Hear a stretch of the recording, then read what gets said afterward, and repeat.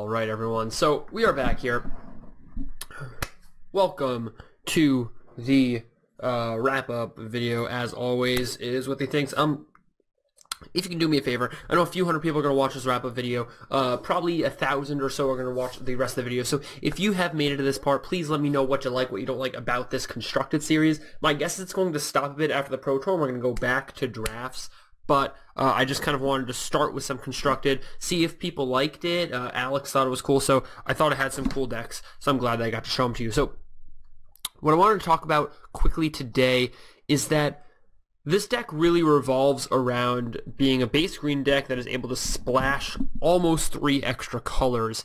Red is the least splashy of them, but white and blue, you can see with the mana symbols more clearly here, are definitely on the splash. Now, the way we're able to splash colors are through Attune with Aether, Oath of Nissa, and Aether Hub, right? That's basically how we're able to splash things. And so one of the questions we're going to get into in a second is, especially in paper, right? Online, this deck only being $150 is not bad, but especially in paper being $225, how can we cut down costs? Where can we cut them? So let's first start, so that's our mana base. Let's first start with our Planeswalkers, right? We pretty much play every Planeswalker we can. We don't play Gideon because double white's too hard. Basically, we don't play either Gideon because double white's too hard. We don't play 5 mana Nissa, and we don't play 3 mana Nissa. I wouldn't want to play 3 mana Nissa. I don't think it works in the strategy super well. Although maybe if we pumped up Whirler Virtuosos to a 5 of, then we could make a case for 3 mana Nissa, just being able to make all the tokens bigger. So that's something I will get into. What I will say is I love the 9 Planeswalkers. I think they all attack on different angles. I think they are all fairly good against control game 1. The problem is Johnny Unyielding is a bit of a stretch against aggro game 1. So that could be a problem. I could definitely see taking out the one of Johnny for like a Magma Spray in game 1. As you saw in the last 2 matches, we really just got hammered by aggro decks, and that will happen sometimes. Sometimes you'll have these draws with like Servant into Glorybringer with Oath of Chandra and Harness Laning, and those draws can compete, but when you have the bad draws, you have the bad mana draws, you really just get run over.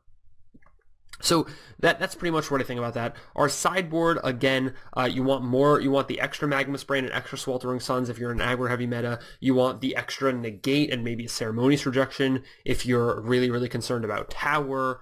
Our control matchup is fine as is. Another thing with sideboarding in Standard that a lot of people don't do, a lot of people build a sideboard and they're just like, oh, I have this for this, this for this, this for this. What you want to do when you're building a sideboard is every single card you put in, you're going to be like, okay, in this matchup, I'm going to board this in and I'm going to take this out. In this matchup, I'm going to board these things in and take these things out. That way, you always have, you're smooth, right? There's no matchup where you're like, well, I want to board in 7 cards, but I only have 5 to take out, right? You want to have everything ready to go in your head, and that's just like an execution thing from building your sideboard to building your deck to knowing, basically just knowing what you're switching and when. And that's all just to gain slight percentage points, right?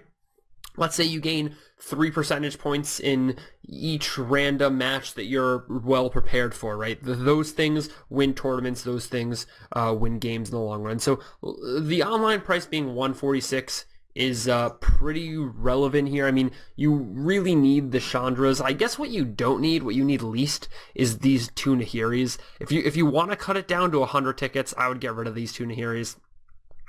What would I put in instead of the Nahiris? I'd probably put 1 extra Arlen Cord main and 1 Magma Spray main.